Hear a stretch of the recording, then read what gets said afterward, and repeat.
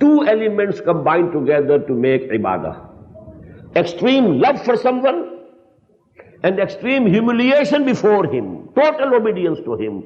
Two things are required for the ibadah of Allah, and you cannot associate anybody along with Allah in this ibadah. What does it mean? I want to explain it a bit here, that at least 5 points should remain in your mind when you say, La ta'budu illa iyyah. Don't perform ibadah. I am keeping this word as such. Don't perform ibadah for anybody except Allah. What does it mean? Number 1, don't obey anybody if his obedience entails disobedience to Allah.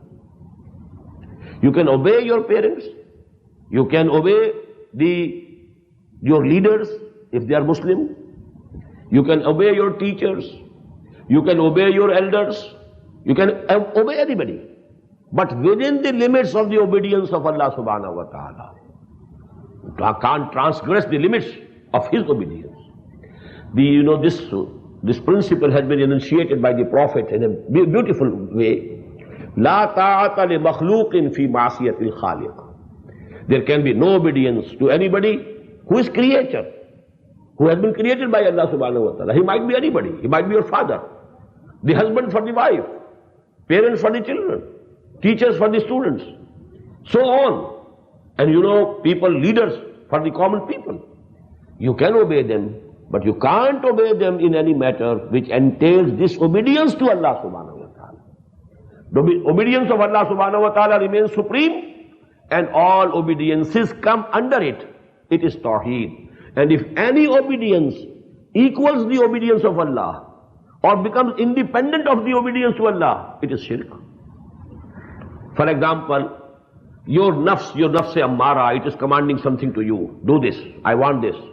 I want this pleasure. And it is forbidden by Allah subhanahu wa ta'ala. If you put the command of Allah subhanahu wa ta'ala on your back, throw it on your back, and you are obeying your nafs, you are making your nafs your Lord. And this is not from me. Please listen to the word of Allah. Ara'ayta man ittakhadha ilahahu hawahu. Have you seen and thought about a person who has made his khahish, his hawa, his desires of his baser self, his Lord? He's saying La ilaha illallah, but he has made his own nafs his ilah. Arayata man ittakhadha ilahahu hawahu. When he's obeying his nafs in something which is disobedience to Allah, who is your Lord at that time? Your nafs. Number 2 principle of obedience to Allah, of ibadah to Allah.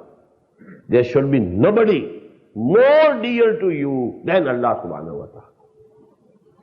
You can love your parents, love your offspring, love your children, love your wives. Wives can love their husbands, their spouses.